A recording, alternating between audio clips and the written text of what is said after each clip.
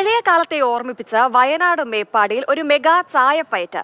ഭിന്നശേഷി കുട്ടികളുടെ സംരക്ഷണ കേന്ദ്രത്തിന് കെട്ടിടം നിർമ്മിക്കാനായിട്ടാണ് Jyothi pain and palliative care unit ഇത്തരത്തിലൊരു ചായപ്പയറ്റ് സംഘടിപ്പിച്ചത്. 10 ലക്ഷത്തോളം രൂപയാണ് പരിപാടിയിലൂടെ സമാഹരിച്ചത്.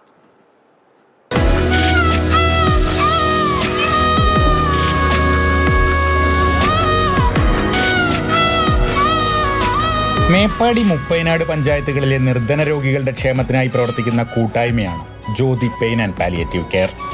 വയനാട്ടിലെ ഏറ്റവും പഴക്കം ചെന്ന പാലിയേറ്റീവ് കെയർ യൂണിറ്റുകളിൽ ഒന്നാണ് ഇത്.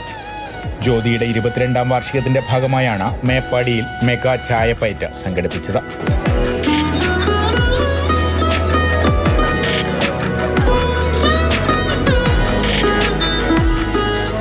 ഭിന്നശേഷിക്കാരായ കുട്ടികൾക്ക് വേണ്ടി കഴിഞ്ഞ 2 വർഷമായി വാടകക്കെട്ടിടത്തിൽ നടത്തുന്ന ഒരു പഠന പരിശീലന കേന്ദ്രം സ്വന്തമായ ആധുനിക സൗകര്യങ്ങളോട് കൂടിയ നല്ലൊരു കെട്ടിടത്തിലേക്ക് മാറ്റുന്നതിനും അവർക്ക് തൊഴിൽ പരിശീലനങ്ങൾക്കുള്ള പഠന സംവിധാനങ്ങൾ ഒരുക്കുന്നതിൻ്റെ ഭാഗമായിട്ട് ജ്യോതിയിലെ പ്രവർത്തകരെല്ലാം ചേർന്ന് ഒരു 30 സെൻറ്റ് സ്ഥലം വാങ്ങിയിട്ടുണ്ട്. അവിടെ ഒരു കെട്ടിടം നിർമ്മിക്കുക എന്നുള്ള ഒരു ലക്ഷ്യത്തെ മുൻനിർത്തിക്കൊണ്ടാണ് ഈ ചായപ്പയറ്റ് നടത്തുന്നത്.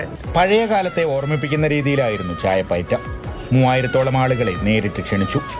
സ്വന്തം വീട്ടിലേക്കെന്ന പോലെ സംഘാടകർ അതിഥികളെ സ്വീകരിച്ചു.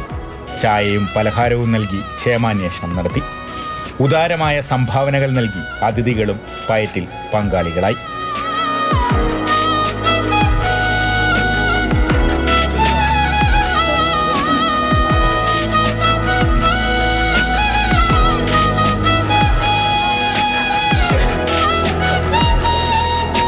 ഡയാലിസിസ് യൂണിറ്റ്, ഭിന്നശേഷി സംരക്ഷണ കേന്ദ്രം തുടങ്ങിയ സ്ഥാപനങ്ങളുടെ നടത്തിപ്പിന് മാസം തോറും ഭീമമായ തുക വേണം.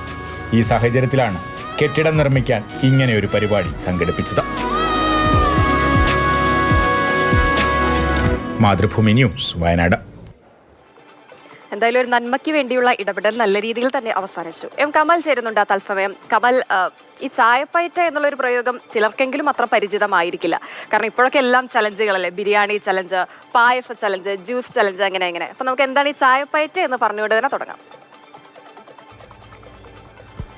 ഈ ചായപ്പയറ്റ് എന്ന് പറയുമ്പോൾ ഒരുപക്ഷെ പുതിയ തലമുറയിലെ ആളുകൾക്ക്, അല്ലെങ്കിൽ ഈ മലബാറിലാണ് ഈ സംവിധാനം പഴയകാലത്തൊക്കെ ഉണ്ടായിരുന്നത്, അതിന് പുറത്തുള്ള ആളുകൾക്കൊക്കെ ഒരുപക്ഷെ പെട്ടെന്ന് അറിയില്ലായിരിക്കാം എന്താണ് ചായപ്പയറ്റ് എന്നത്.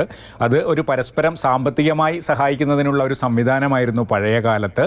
പ്രത്യേകിച്ച് ഈ വടക്കൻ ജില്ലകളിലൊക്കെയാണ് അത് നടന്നിരുന്നത്. ആളുകളെ, നാട്ടുകാരെയും ബന്ധുക്കളെയും ഒക്കെ ഒരു ചായ സൽക്കാരത്തിന് ക്ഷണിക്കും. വരുന്ന ആളുകൾ എന്തെങ്കിലും ഒരു പ്രത്യേക കാര്യത്തിനായി പണം സംഭാവനയായി നൽകും. ഓരോരുത്തരും എത്ര പണം നൽകി എന്നൊക്കെ രേഖപ്പെടുത്തി വെക്കും. പിന്നീട് ഈ പണം നൽകിയ ആൾ ഒരു ചായപ്പയറ്റ് നടത്തുകയാണെങ്കിൽ ഈ ലഭിച്ച ആൾ അതിൽ കൂടുതൽ അങ്ങോട്ട് തിരിച്ചു കൊടുക്കും. അങ്ങനെയൊക്കെയായിരുന്നു ഈ വടകര മേഖലയിലൊക്കെ ചായപ്പയറ്റ് നടന്നിരുന്നത്. അതിന് പുറമെ ഒരു സാമ്പത്തിക ബുദ്ധിമുട്ടുള്ളൊരു കുടുംബത്തിന് വീട് വെക്കാൻ വേണ്ടി ചായപ്പയറ്റ് നടത്തുമായിരുന്നു, അല്ലെങ്കിൽ ഒരു വിവാഹം നടത്താൻ. അങ്ങനെയൊക്കെ സാമ്പത്തിക പരസ്പര നുള്ള ഒരു സംവിധാനമായിരുന്നു, ധനസമാഹരണത്തിനുള്ള സംവിധാനമായിരുന്നു. അത് ഒന്ന് പുനരാവിഷ്കരിക്കുകയാണ് ചെയ്തത് മേപ്പാടിയിലെ ജ്യോതി പാലിയേറ്റീവ് കെയർ.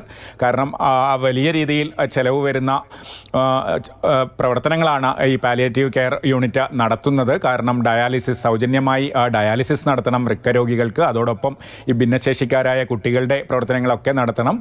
ഈ ചായപ്പയറ്റ് നടത്തിയത് തന്നെ ഈ ഭിന്നശേഷി കുട്ടികൾക്ക് വേണ്ടി ഒരു കെട്ടിടം നിർമ്മിക്കാനാണ്.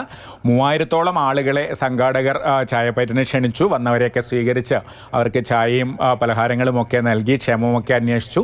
വന്ന ആളുകൾ വലിയ രീതിയിൽ സംഭാവന നൽകിക്കൊണ്ട് ഈ പയറ്റിൽ പങ്കാളികളായി. എന്തായാലും 10 ലക്ഷത്തോളം രൂപ സംഘാടകർക്ക് ഇതിലൂടെ പിരിഞ്ഞു കിട്ടി. എന്തായാലും ഈ പഴയ 10 ലക്ഷം രൂപ പിരിഞ്ഞു കിട്ടി. വയനാട്ടിലെ ചായപ്പയറ്റ് എന്തായാലും വയനാട്ടിലെ മനുഷ്യർക്ക് വലിയ രീതിയിൽ ഉപകാരം ചെയ്യുന്ന കാര്യത്തിൽ സംശയമില്ല. പിന്നെ ചായപ്പയറ്റ് എന്താണ് എന്നുള്ള കാര്യത്തിൽ ആർക്കും സംശയമൊന്നുമില്ലോ, ക്ലിയർ ആയല്ലോ.